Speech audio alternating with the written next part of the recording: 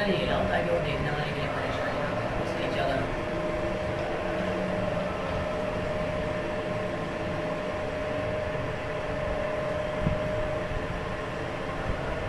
अब वो खोलो।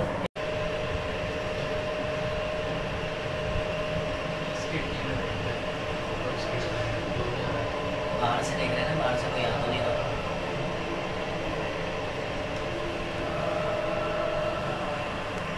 इतना नहीं हिलाओ ताकि वो देखने वाले के लिए परेशानी ना हो, बस नीचे करो।